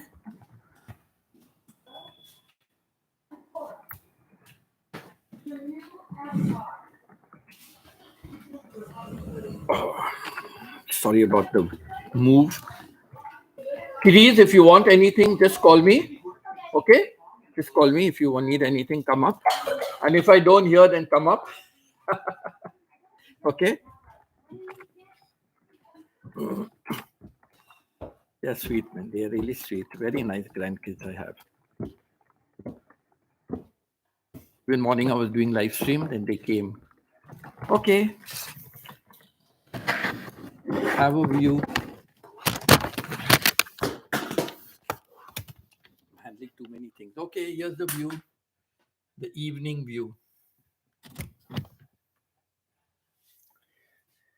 Evening view. You can see the snow is melting. Partially melted, the snow.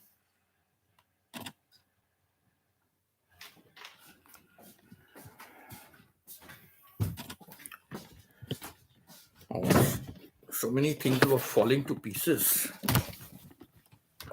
Okay.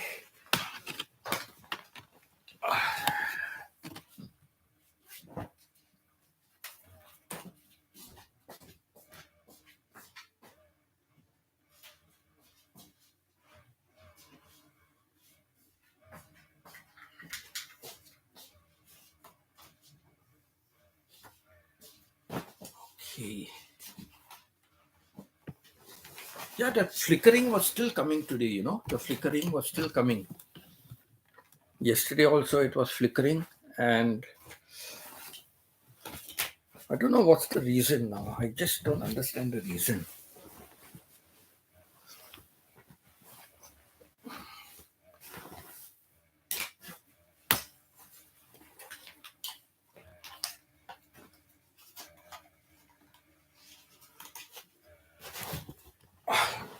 Sorry about that. My my screen is flickering, like, you know, and it started again. So it's not me. It is not the electricity. It is something to do with the YouTube. So after the live stream, I will restart my. I will restart the. I will restart my laptop. Maybe that will help. You know, I will restart the laptop. Maybe that will help. I charged my battery full. I charged my battery full before the live stream, but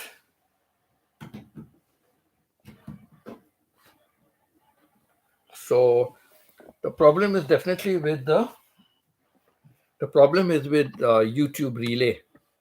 I'm sure the problem is with the YouTube relay. Yeah, so I think this is a good time. This is a good time for me to start my live stream. This is a good time for me to start my live stream because later on it's very late in the night. It's very late in the night. Maybe I will come on for a short while. I don't know. Maybe I will come on for a short time. I don't know. Let me see how things go. Yeah, see the flickering has started again. So I do not know what it is. Because I did not have any problems when I was charging the phone earlier. I didn't have any problems with anything that I was watching. I didn't have any problem. Snow is all gone. 22.7. Wow. 22.7. What is the temperature here? Let me see. What is our temperature for today? Uh, Let me see. Yeah, I was just telling you, about my security guard job earlier. I was telling you, and when I came here, I wrote to my manager. I wrote to my manager who was in Mississauga, Ontario, and I said, "I'm now in Alberta. So is there any possibility of me getting a job again? Security job?" And I told her where I am. So nice, she replied to me when I said that. She replied to me. So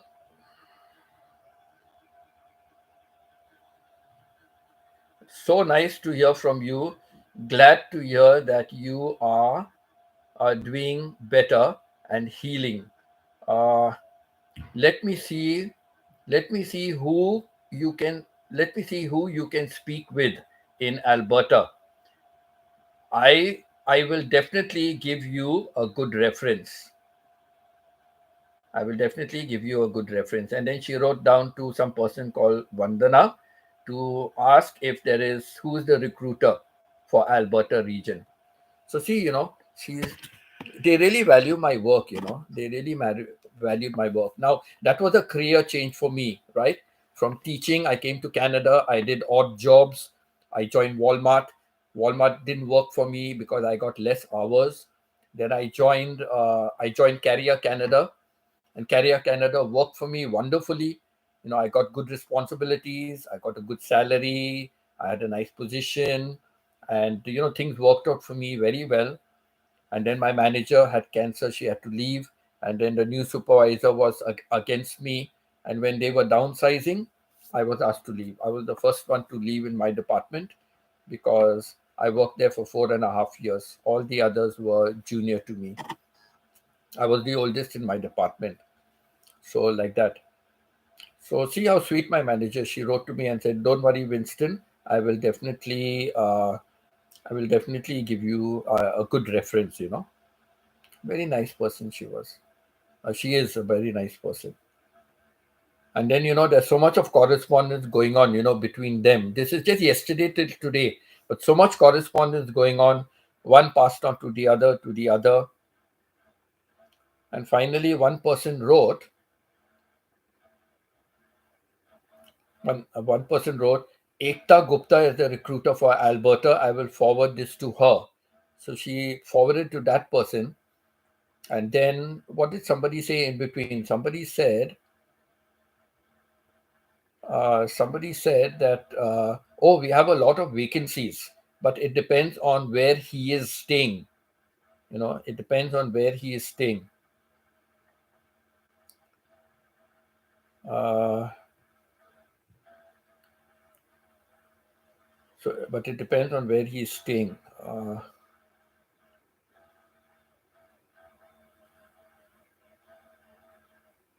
Let me find that.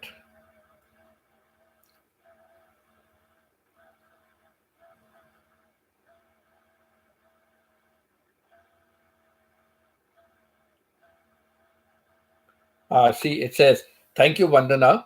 Ekta will look into his profile. We do have lots of job vacancies, but not sure about his location. They have a lot of vacancies, but not sure about his location." And then they sent it to this person called Ekta to please review. And then Ekta says, "Hi team, I don't have any site in the areas. We only have contracts at Medhat and Lethbridge. I do not know where is Medhat and where is Lethbridge. I have no clue. But if there are many jobs over there, I am going to look at the possibility of seeing where these places are. And if I find they are a reasonable place to work, then maybe I will just consider later on in life, if necessary, if necessary. But I will find out like what's the salary. I want to see what's the living condition, because Alberta, the thing is like five. I read some reviews that they are giving a better salary here in Alberta. Because people less shortage of workers, right? So the salary is better, and we pay only 5% tax, not 13% tax. So that way also it is better for me. So I will see how much it is, and if I can have a decent life, then okay, snow or no snow, I can consider. I want some extra income coming in. So let me see if it is feasible, it is workable, then maybe I'll take it up, because I work with this company and they know me, my working and things like that. So it will be really good. It will really be good eyes for me. So let me see how I will look into it later on. I saw this only just before my live stream, so I didn't have time. I will look into this and see where are these places, and I'll speak to them. What are the salaries and all? Like I'll write to that person and see.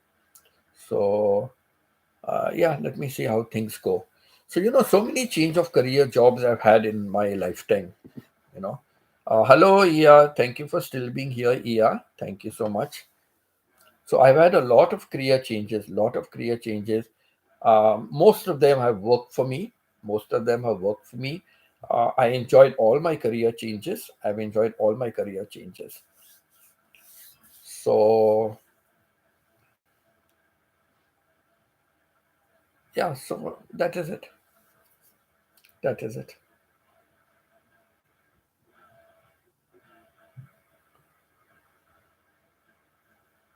I got some dried skin peeling off. I don't know from where, what happened.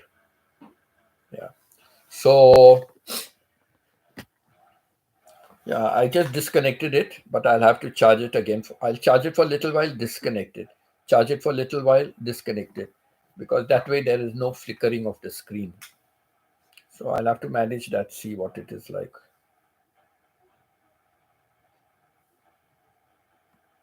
So good experience, Stephen. You've also had some good experiences. That's nice. Nobody else has written about their career change.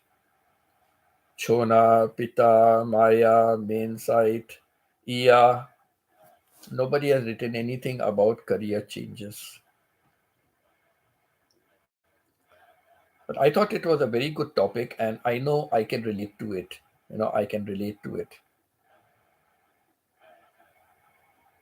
because I have undergone a lot of career changes.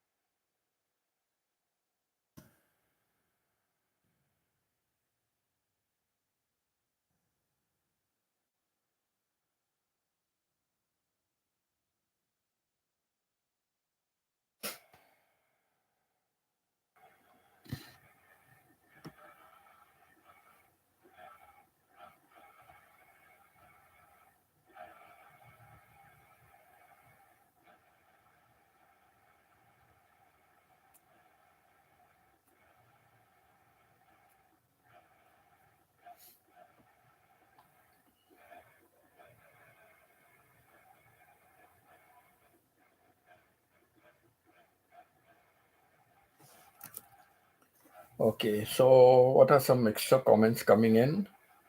Maya, I'm at school now. Okay, Pita, take care. Have a nice time at school. Be a good girl in school. Okay, don't give your teachers any trouble.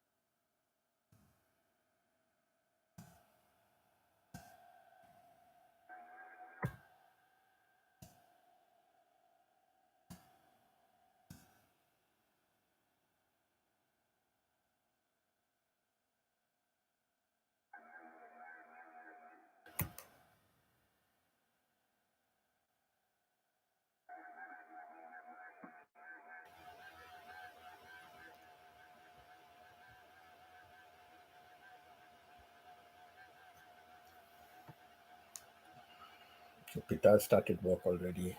Hmm. Yeah, Stephen, nice to hear about your career changes and your work. And I have had a lot of career changes in my life, a lot of career changes. But most of them I say have been good, most of them have been good. I enjoyed the work. I enjoyed doing something new each time, doing something new. I enjoyed that.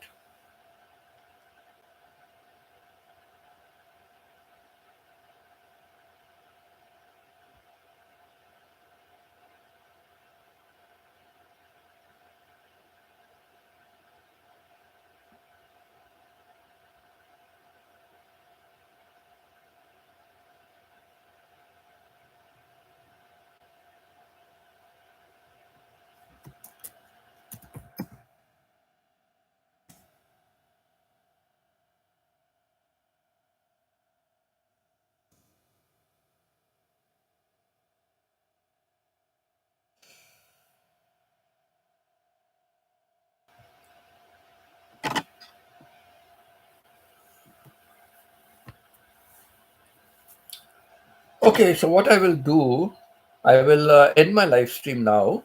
And Stephen, I'm waiting to go and watch your video. I'm really very eager to go and watch your video. And I think we had a good discussion.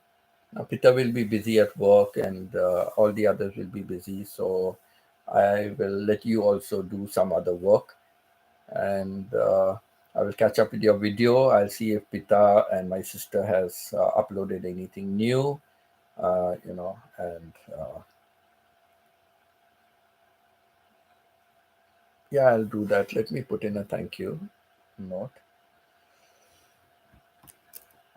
I still have a lot of examples about my career change, a lot of things.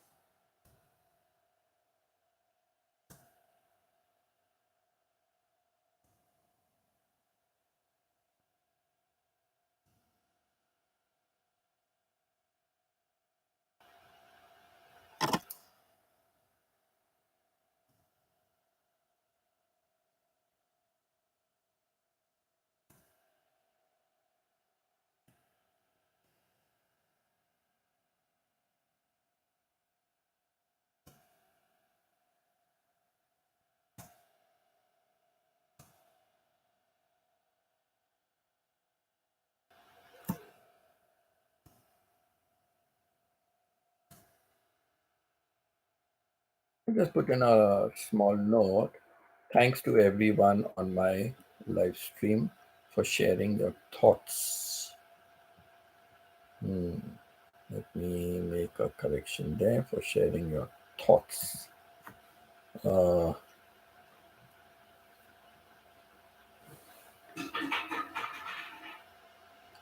it is always it is always good to learn from each other's experiences.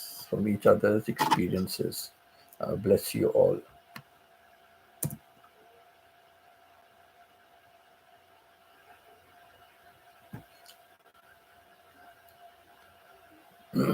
So, Pita, are you going out of school today? Is any program to go out of school today?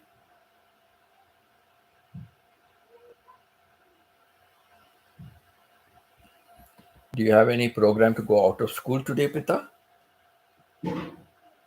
Or will you be in school the whole day?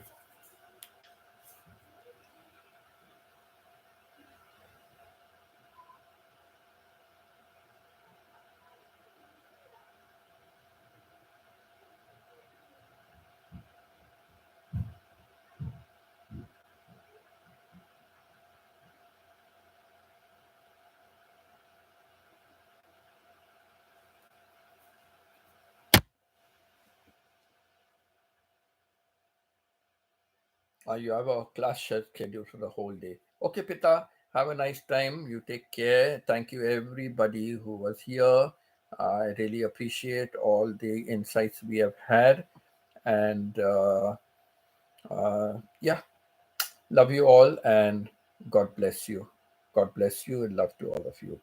Um, let's see if I go on live again, for a short time later tonight, or I don't know. Let me see, or tomorrow. Yeah. Okay. So take care and have a wonderful day to everybody. Have a wonderful day. Okay. Bye.